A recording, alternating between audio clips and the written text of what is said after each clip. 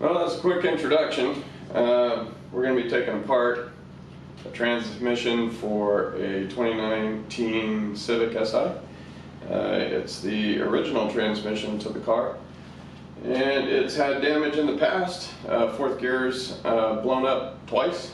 I've repaired it twice. Synchros 3 and 5 have had some issues. It's still drivable, but it shifts poorly going up to third, down to third, up to fifth. So we have some Synchrotech carbon synchros to add to this build, and also some development gears for our company, third and fourth, to see how they work out for fitment, installation, if they're quiet,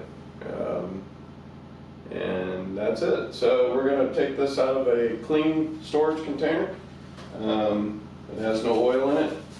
The case is pretty clean, so I don't think we have to pressure wash or do any exterior cleaning.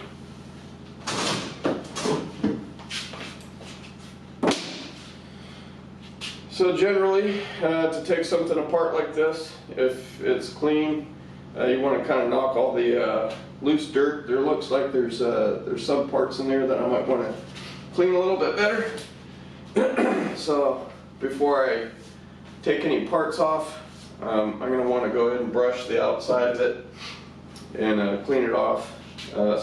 Since the inside of it is still in good shape, I don't want to add any dirt or grit or anything like that to contaminate the inside, because I don't plan on cleaning the inside of it like I would if there was a damaged gear. I'm going to make sure I don't drop any grit into that, and that's about it. Let's see here. Again, there's not much dirt on this particular case. It wasn't in the car for very long before I lost fourth gear again. So, and I'm going to call that good.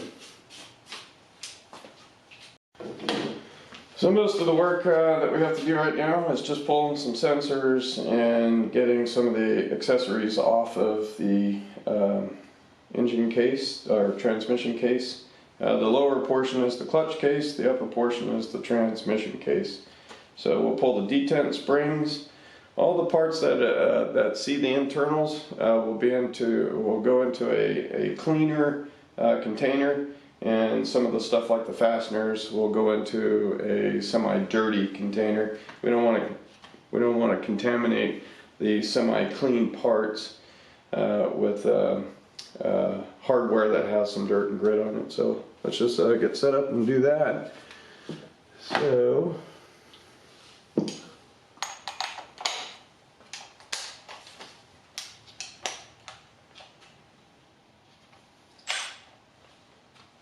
take the detent springs out now.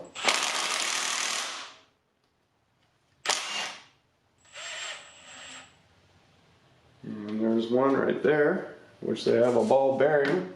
Let me grab a magnet.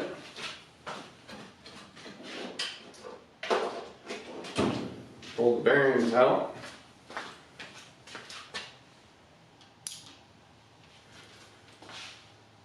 This particular transmission doesn't have the detent spring upgrades, which the upgrades would go at this location and the location down here on the side.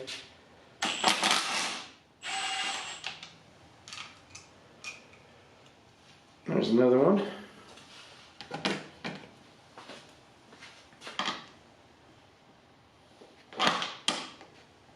Let's see here.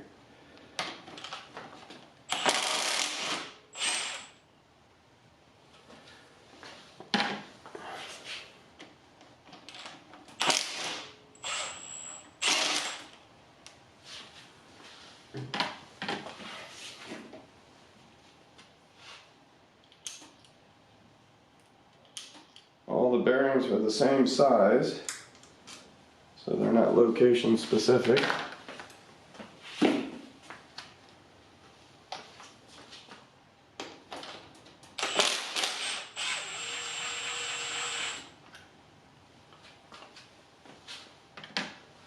There's a short spring that goes at this location right here. All the other springs are the same size and stiffness.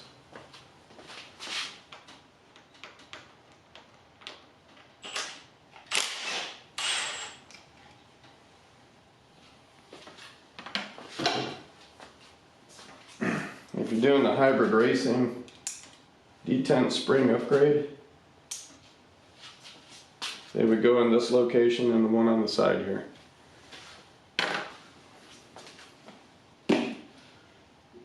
Let's see, we got 1, 2, 3, 4, 5, 6. I believe that's it for the detent springs. Let's make sure.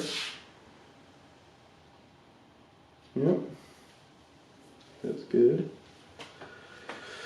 And then we want to take this bolt out over here.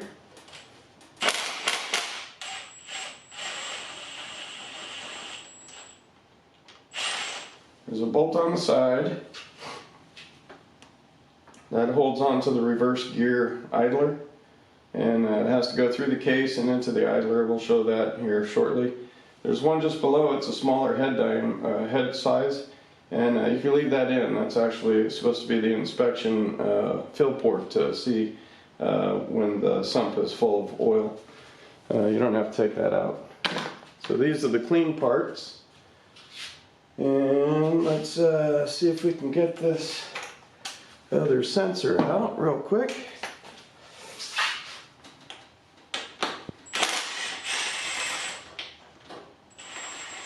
So this would be the neutral position sensor.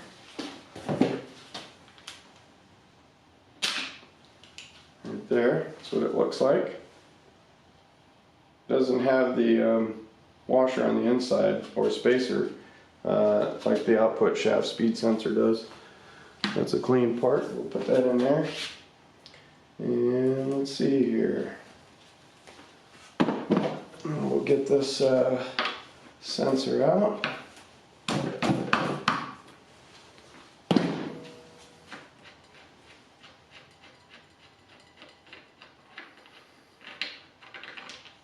That's what this one looks like. It's still a clean part. And then we want to take your shift selectors out.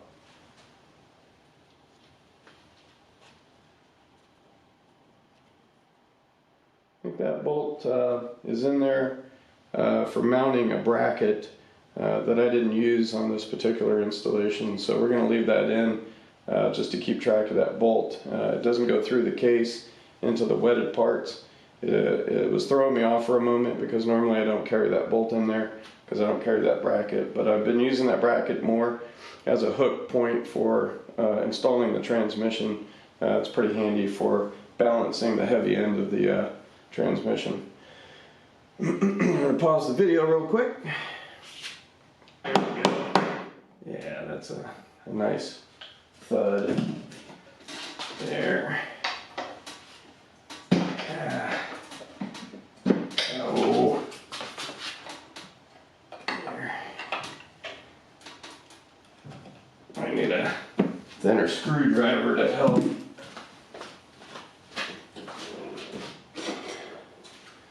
Just gotta tease it a little bit. There we go. Get that set. And we can use the other pry bar to hook that up. There's that. And down at the other end, we'll try to get this one up.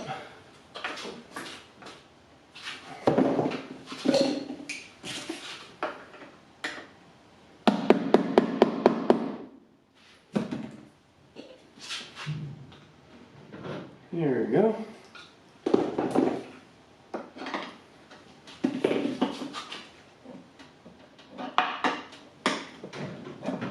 There. And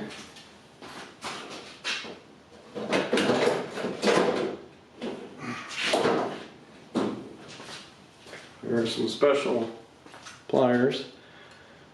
If you see what these look like, they're good for separating the ring up here inside the top of the transmission there. And there's the counter shaft. The counter shaft just dropped. You need to drop the counter shaft off the snap ring in order to release this transmission case. Now that we're off the dowels, we don't need these other tools. Get them out of the way. Screwdriver. And then basically, you just lift it straight up like this. And then we'll flip the case, set it aside, and there's the gears. Got a little silly with the gasket maker, Honda Bond. That's okay. So, as mentioned before, you want to keep the inside of this clean if you have no damage already. And it does look clean. You don't see any flakes. There's a very small amount of filings on the magnet. I think that's a normal wear. So that's it for a moment.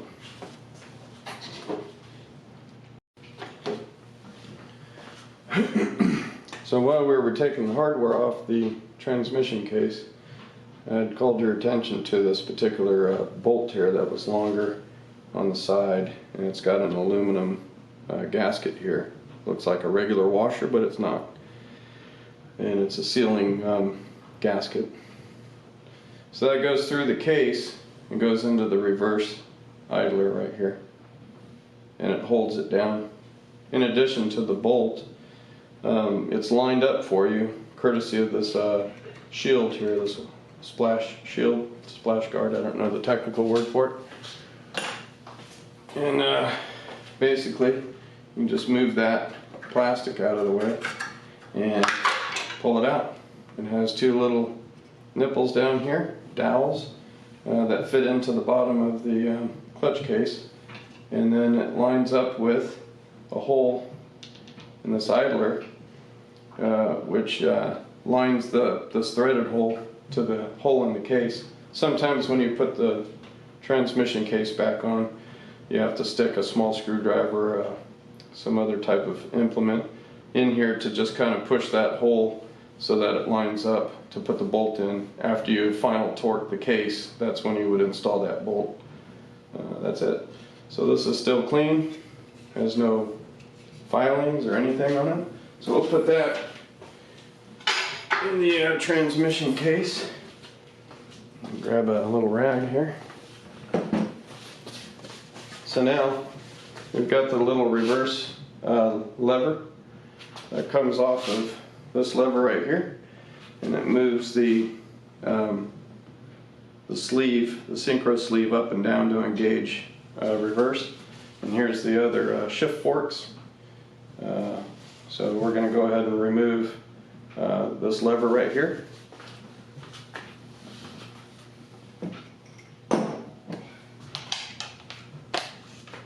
Let's see here.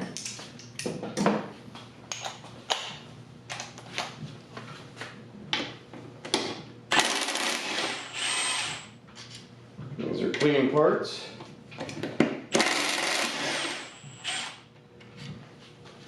So we're gonna put those in the clean bucket and then take this out. Let's see if I can make sure we have good access on these pictures. And it just comes out like this. Pretty simple. Keep it clean.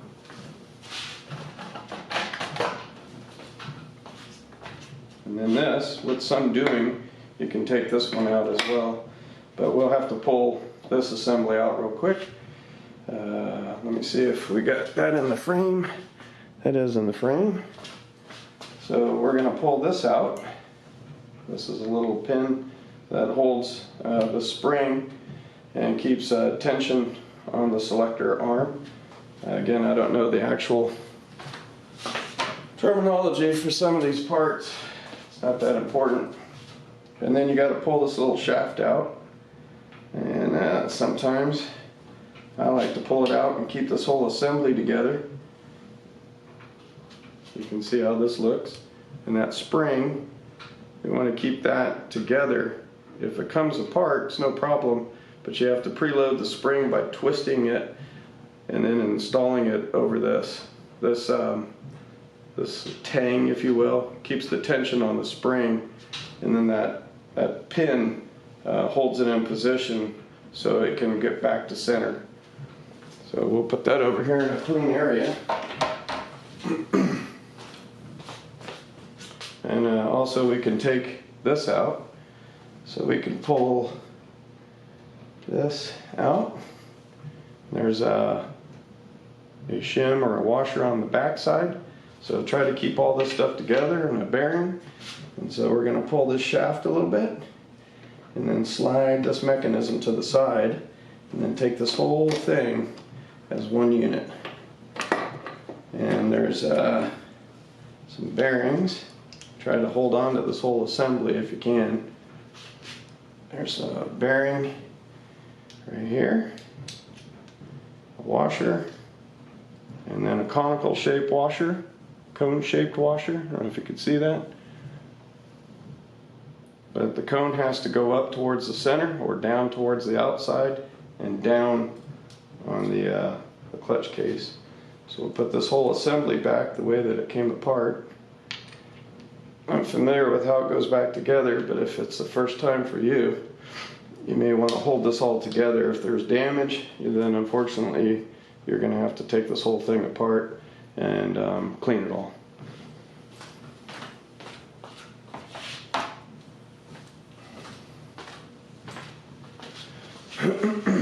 Now you can wiggle this thing out just like this, and that's going to help us take this other assembly out as one unit.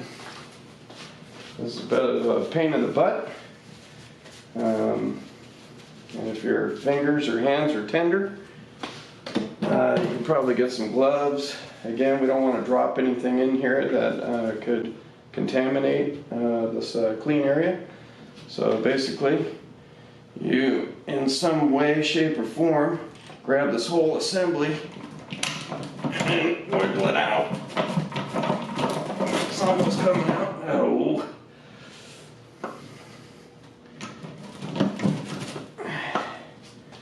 Let's try a different angle. Yep, there it goes. Just like this. Everybody can see. Looks just like that. And here's the gears. They look pretty good.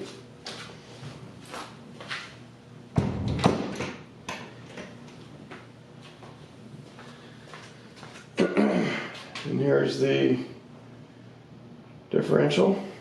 Again, we don't need to take it out. If we're doing a full rebuild, we would take all this stuff out. We would pull the seals out, pull the needle bearings out. There's lots of stuff we would do to clean this up. I will take the magnet out. Like this. It's got a little retainer. We have some small amount of debris on it, but that's okay. And that's it.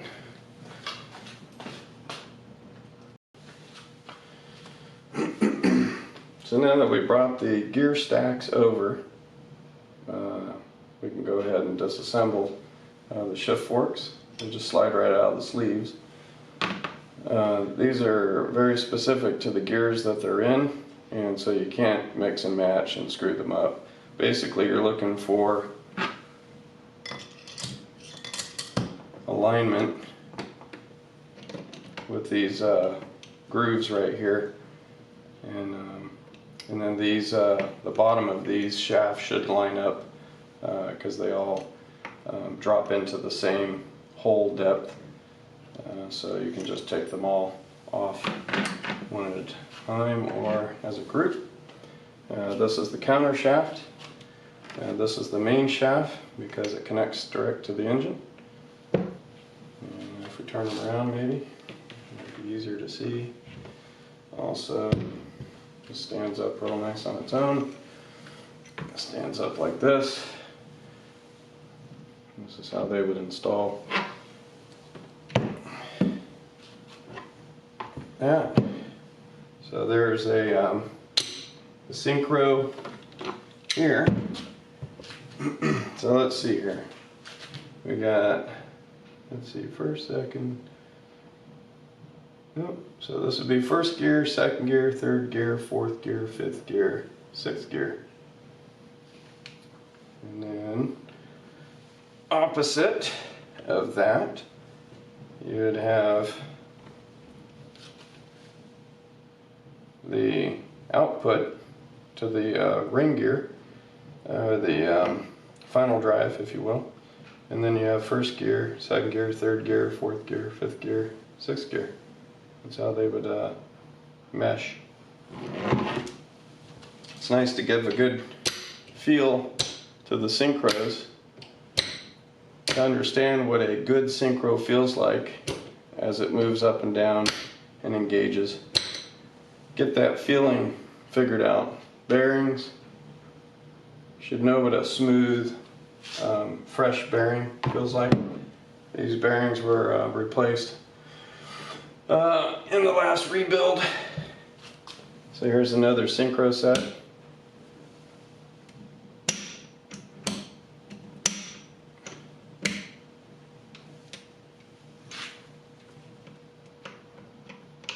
It locks that gear.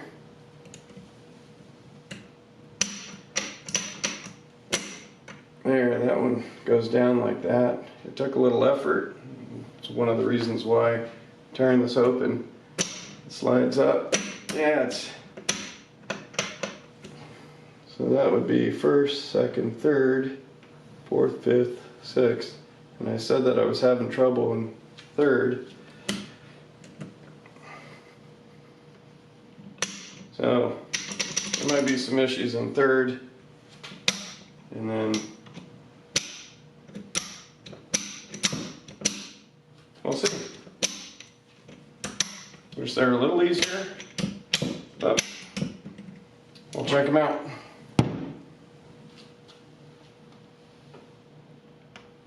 Check them out. So all this looks pretty good right now. So I'm gonna stop recording at this point, come back at a later date, and then strip these down, and then add new gears. They're quite a bit different. So this is a third gear, and this is the counter shaft. In comparison, let's see, first, second, third, fourth, fifth, sixth. So first, second, third. The tooth profile is remarkably different. The diameter is nominally the same, but the tooth profile, the root, much stronger. And here's third gear. You can see how beefy they are compared to third gear here. The tooth profile is much beefier. So this should be more substantial for holding power. That's it. And then we got fourth gear underneath that. And we have carbon synchros to install. And a new output shaft speed sensor. That's it.